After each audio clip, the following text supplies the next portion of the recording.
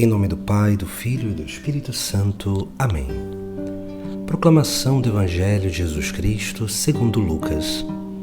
Naquele tempo, Jesus desceu a Cafarnaum, cidade da Galileia, e aí ensinava-os aos sábados. As pessoas ficavam admiradas com o seu ensinamento, porque Jesus falava com autoridade.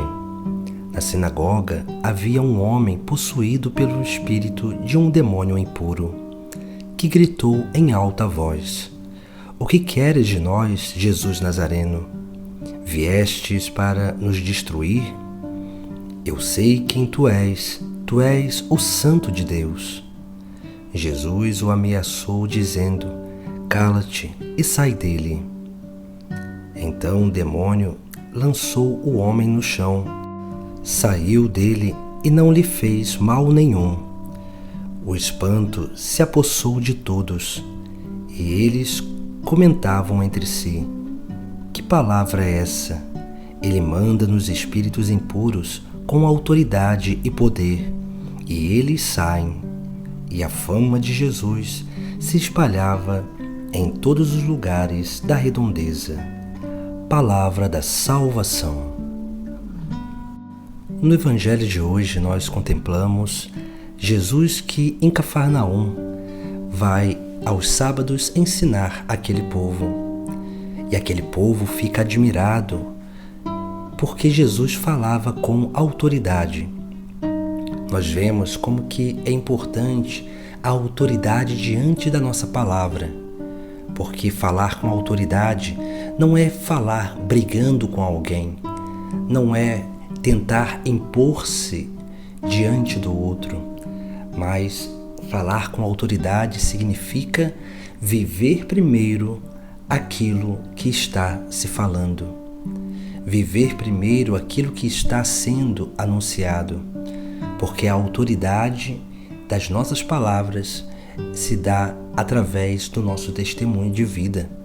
A autoridade, a força da nossa palavra, ela realmente se dá quando as pessoas veem que o que nós estamos falando é o que nós estamos vivendo.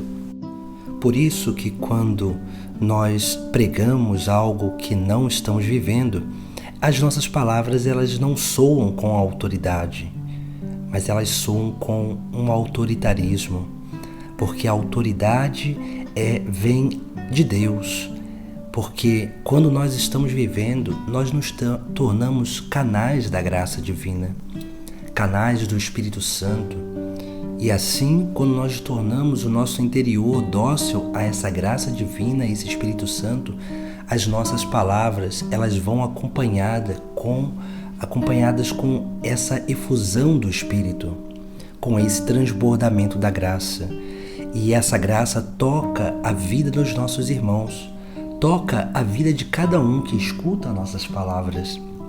E essas pessoas elas se sentem tocadas, não pelas nossas palavras, mas pela graça divina que acompanha as nossas palavras.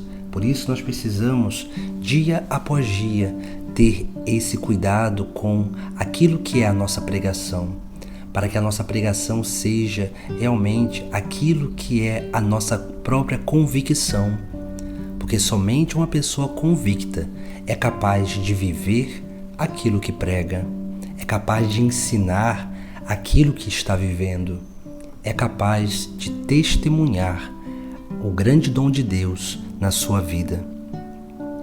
Por isso que naquele lugar, em Cafarnaum, naquela sinagoga, ali vai aparecer um homem possuído por um espírito impuro. E esse homem, ele vai falar em alta voz e vai dizer: "Que queres de nós, Jesus Nazareno?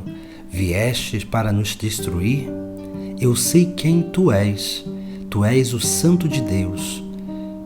E Jesus, ele vai ameaçar dizendo: "Cala-te e sai dele."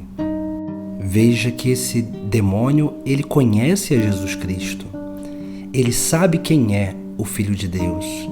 E ele professa esse conhecimento. E ainda diz: "Eu sei quem tu és o Santo de Deus." Mas veja a atitude de Jesus Cristo. Jesus, ele poderia deixar esse demônio falar dele, e as pessoas iriam, através daquele anúncio que o próprio demônio estava fazendo, conhecer a Jesus Cristo. Mas veja que Jesus Cristo só tem uma atitude e diz: cala-te, e sai dele. Veja que Jesus, ele não quer o testemunho de alguém que não vive aquilo que ele é. Jesus não quer o testemunho de alguém que fale dele, mas não viva aquilo que é ele. Por isso que Jesus Cristo, quando o demônio o anuncia ou revela quem ele é, ele manda logo calar-se. Porque esse anúncio, ele, na verdade, ele é um contra-testemunho. E nós precisamos ter essa consciência. Jesus, ele não quer o testemunho de quem não vive, porque o testemunho de quem não vive é um contra-testemunho contra a obra de salvação, a obra da graça, essa obra da vida nova que Jesus Cristo nos propõe. Quando alguém não vive e está pregando aquelas tais coisas, essa palavra, ela não tem autoridade, porque ela não toca a vida das pessoas, porque não vai acompanhado da graça divina, do Espírito Santo. Mas quando uma pessoa, ela prega aquilo que está lutando para viver, essa pessoa, ela é dócil, e a obra da graça toca todos aqueles que a palavra toca. Por isso que nós precisamos ter esse cuidado com a nossa vida. Por isso nós precisamos também olhar para dentro da nossa igreja e perceber quantos encontros nós temos, quantas pessoas trabalham, mas quantas delas vivem a sua fé? Quantas delas dão testemunho verdadeiro de Jesus Cristo? Esse é um questionamento que nós precisamos sempre fazer, porque muitas vezes a obra de Deus, ou a obra que nós dizemos que é de Deus, ela não é eficaz, porque na verdade aqueles que estão na obra não têm convicção desta obra. E esse é o grande cuidado que nós precisamos ter na nossa vida, para que a gente não se permita ser levado pelo demônio para dar contra-testemunho, mas que nós possamos ser um instrumento da graça divina para a vida dos nossos irmãos, para que eles possam realmente ser tocados pela graça através das nossas palavras, pelas palavras de autoridade, não de autoritarismo, pelas palavras cheias do Espírito Santo, cheio da graça divina, que toca o mais profundo do coração e das consciências dos seres humanos, para que eles possam ser tocados pelo próprio Deus e assim voltar para o caminho de salvação.